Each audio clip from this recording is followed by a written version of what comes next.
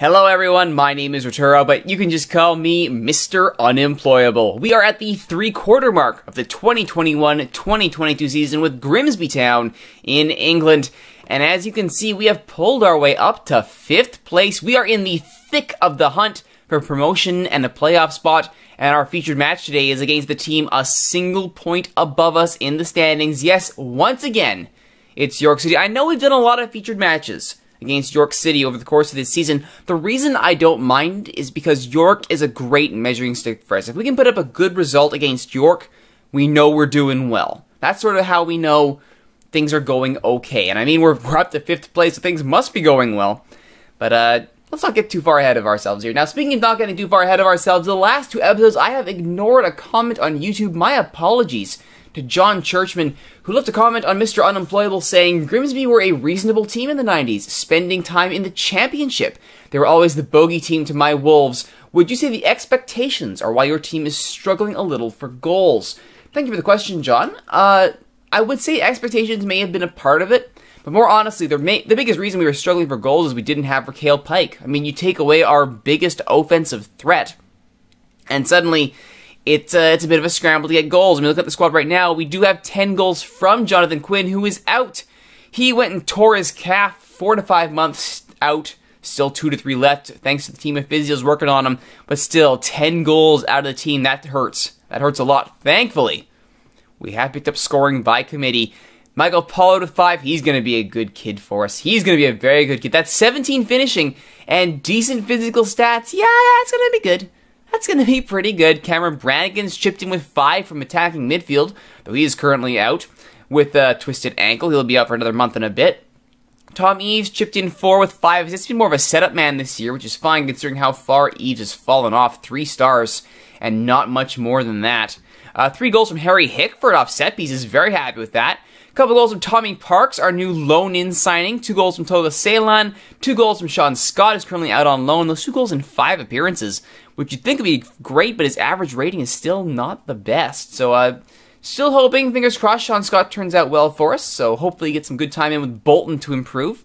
And goals each from Simon Francis, Callum Connolly, Thomas Robson, Connor DeMaio, Rian Carroll, and Alex Grant. So, a lot of defensive help there, plus Connor DeMaio from the midfield. 4 assists too for Rian Carroll, which is amazing if you think about it, that he is actually contributing quite a bit from his ball-winning midfield role. 3 assists also for Lewis Hornby, who's more of that playmaking midfielder, though clearly not doing as well as Rian Carroll.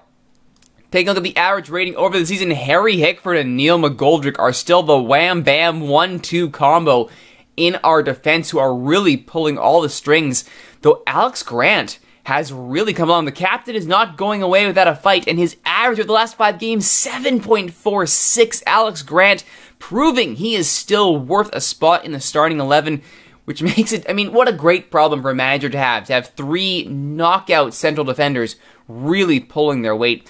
Cameron Brannigan, 6.97 over the course of the season, proof that he has been a great signing in attacking mid for us, and his offensive prowess really bears that out.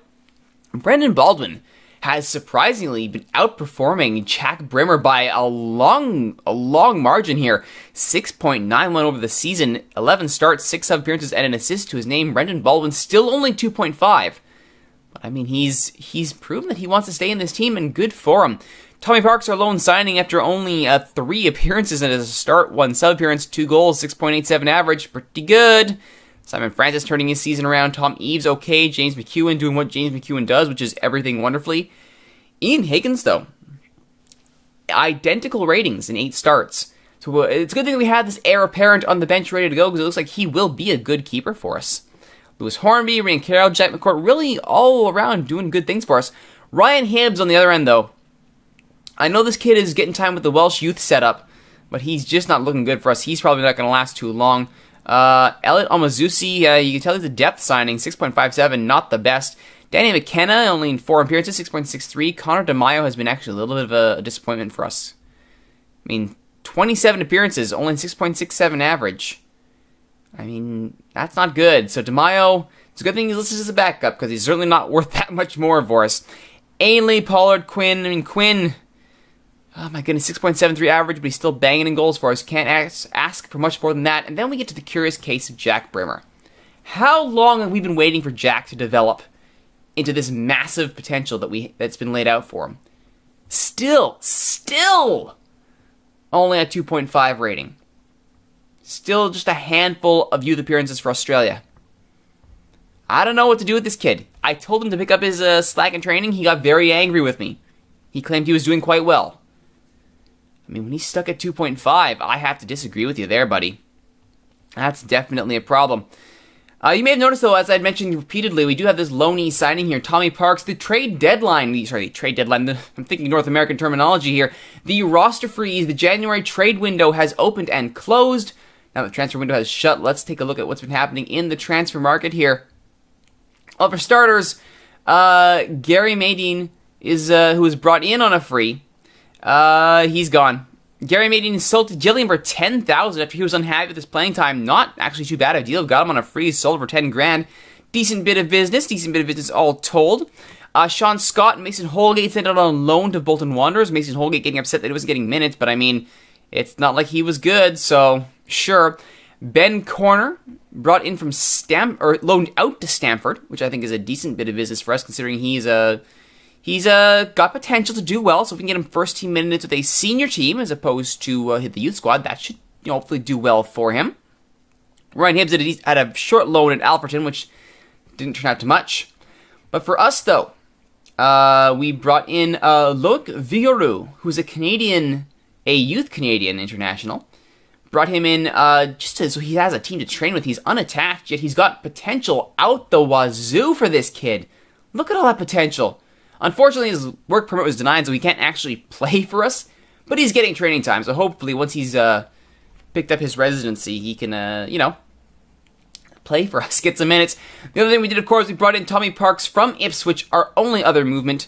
And I gotta say, 4-star, 17 finishing, 14 heading, great physical stats. That looks to be a fantastic loanee signing for us down the stretch, and in a pinch, he can play in attacking midfield. That's what I like to see. So that should hopefully get us through the rest of the season. Michael Pollard, I want to point out one quick thing, though. He has hit his minimum number of appearances, so his salary has gone up, which is not a surprise, as Michael Pollard's been doing very well for us. He now makes $1,000 a week. He's earned it. He's going to be a great kid for us, not too upset about paying that kind of money for him. One thing I want to show here on the schedules, it's been actually surprisingly good. This is why we're in 5th place, is after we drew in Mansfield, lost at home to Sheffield Wednesday, again, understandable, we beat up Tranmere, which is a good result. Lost to Wrexham. Why are they our bogey team? Why Wrexham? I don't know. Beat Peterborough, which is a great result. Lost to Swindon, which, I know we were probably going to lose that one. That's a bad match to lose considering we were chasing them at the time.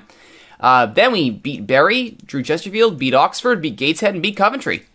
Which, I can't really say no to any of those results. An excellent run of form down the stretch. We're scoring more goals. We're not conceding very many. It's what you like to see. And now, we go to York Community Stadium to face off against York, in which Alan Pardew, who is coaching for York, has been talking a bit of smack to us. I'm going to see if I can pull this up here in the old inbox here. Can I find Pardew? There we go.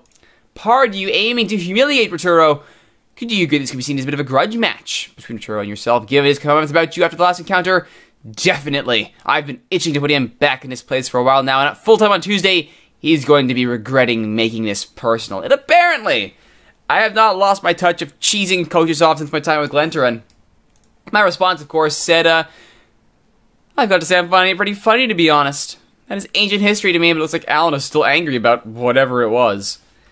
Oh, yes. Nothing like a little bit of smack talk going into a big match here. I will very briefly check in, though, on the international front before we get into the domestic front here. The squad is still being hampered by injuries and trying to find people in this national pool who aren't garbage, which is a bigger task than you might think.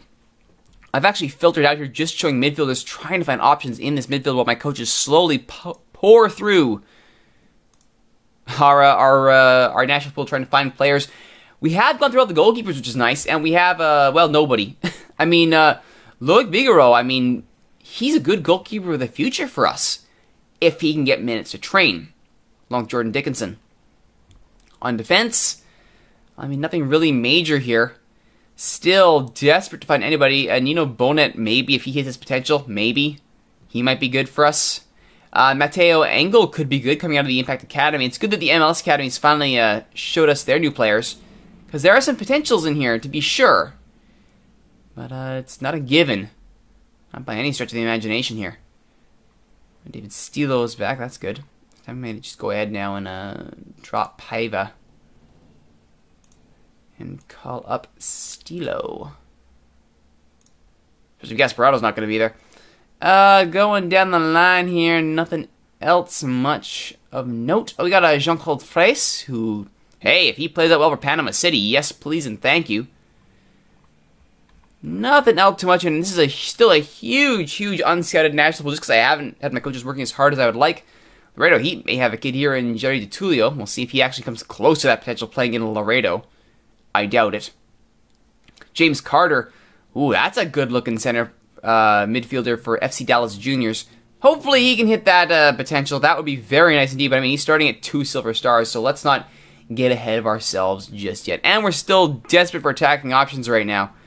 But right now, as you can see, it's not looking too good. It's pretty much the Jordan Hamilton, and that's it. With an outside shout for Tom Andre, who is currently unattached, so hooray there. Impact Academy did produce Elliot Kane, a 17-year-old, who was a 1.5 silver star. Not good, but hey, if we can hit potential, I won't complain at all. Alright, that's the state of the international front here. Let's get into today's match against York City. And we're away here. We are away. It's an angry team. So I've chosen to pack it in with the 4-2-2-2. Everybody looks pretty up for this. I did really debate going to the 5-2-3, but I mean, I have barely used this formation at all this season. Simply because the 4-2-2-2 has done its job. I may just retire this formation and find something else to try and start. But what? That's the question. It's pretty good though. I'm happy with that lineup. Let's get into it. Egan Higgins actually starting this one. Because goodness knows, we need to get him first team minutes, continue his development, and New York will be a great test for Ian Higgins. Oh, that would be nice. It would be nice if the media are correct and we get through. That'd be lovely, but they got speed on the bench, and we all know how long I've been coveting him. 4-4-1-1, so effectively a 5-man midfield here. And we'll keep an eye on him. A duo, we know all about what he can do. Keep an eye on him, please. Alright, boys.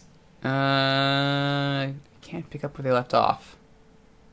There you are. Pick up where you left off, boys. A 3-0 stomping against Coventry is expected. When that 3-0 win, we had 4 injuries over the course of the match, so thank goodness we got out of that with a 3-0 win. Alright, here we go. Grimsby in their black and white, York in red and white at the York Community Stadium. 4th against 5th. Twitch chat suggesting that Junior Hoylett would be the solution to the Canadian national team's problems. Look, I'm not calling up Junior Hoylett. Not only is he a traitor to the country, but at this point in the save, I mean, it's 2022, his ceiling has fallen off significantly. He is not the player that he was to start this game. Harris. It's taking about a half hour for York to get this chance. That's good. McGoldrick. Oh, nice little flick on there by Pollard, but Peters drops it back to McDonald, and it's York again. We're holding York this long in their stadium. That's a good time there. And DeMayo as well. And he's sprung Parks, I should say, down the left. Parks going to the byline. Oh, can't get the cross in. Did so well to get around his man there. Couldn't get the cross in, sadly. But it's still Grimsby, which is good. Brimmer skips around one challenge. Puts a shot on, but it's well wide. Oh dear, oh dear, oh dear. That was unfortunate. Alright. Let's get back into split mode here. And that's the end of the first half. Alright. Alright, so far so good. Result will come. We keep this up, good things will happen. Free and Carroll actually having a bit of an off game there, it must be said. All right, let's go with what we have here. So far, we're holding shape, which is nice. Even nicer, my pineapple tea is ready. If you're telling me there are bad things in the morning related to drinking pineapple-flavored tea, well, I think you and I might have to disagree. Early sub there for York. It seems to have helped them much, and indeed Pollard gets to that ball, lazy defending there in the midfield. There, though, Fletcher makes up for it. Gets the ball back to Platt. Riley.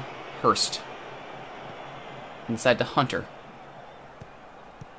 Baldwin does well to challenge there. But the long ball finds Adua. Great save by Higgins. Can't leave Adua alone. Can't allow that to happen. Good defense, though, by Brimmer on the near post. Ye old near post of Flick-On. Easily dealt with. Hunter, though, all alone. Thankfully, 3 Grimsby players close him down. That chance is snuffed out. We'll actually remove play out of defense here. I just want to long ball it. Let's not be fancy. Good save there by Higgins. Way too many chances here in close for York. I don't like it. Thankfully, Higgins more than up to the task. Connolly heads the ball clear. Hunter. Good tackle there by Baldwin, and Brimmer knocks it off the attacker and out for a goal kick. All right.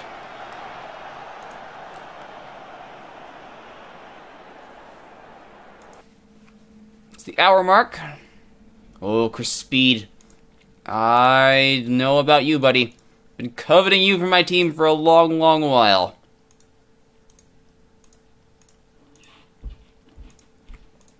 This James Hunter character. Let's deal with him, shall we?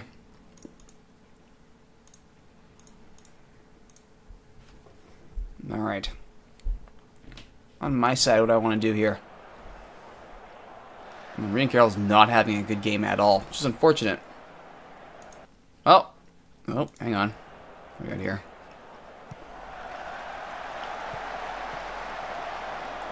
Pollard now on the ball.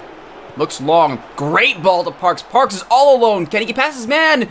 Oh! He can, but he can't put the ball on net. You got 17 finishing, kid. Put the ball on net. You're killing me. All right. We're going to do a double sub here. Brimmer is not looking good today. Push DeMaio back. We'll talk about both members of our midfield. Ainley in the ball-winning role. And McCourt into the center. Considering it's basically a 5-man midfield we're going up against. Makes sense that I want to have fresher midfield legs.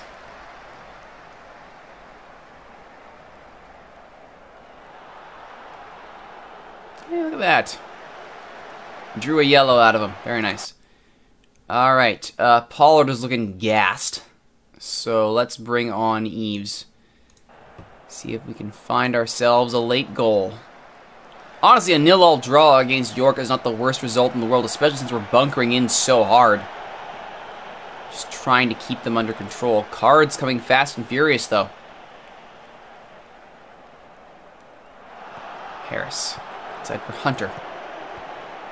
Hunter has space. Goes out well wide to Hurst. Hurst crosses. Near post on the bar! That was very nearly in the back of the net with a little bit of fortune. It stays out and DeMaio clears. York have been knocking on the door all game. But a firm defense, backstop by Ian Higgins, our keeper of the future, has kept the clean sheet. And indeed, it will stay 0-0. A point's a point. Especially away from home, you take those points. I'm quite happy with that. Final results here, McGoldrick and Connolly. The wall at the back, Baldwin. Great game for the youngster. Unsurprisingly, player of the match, Ian Higgins, who just bossed that goal. The 6-yard box was his home, and he made sure of it.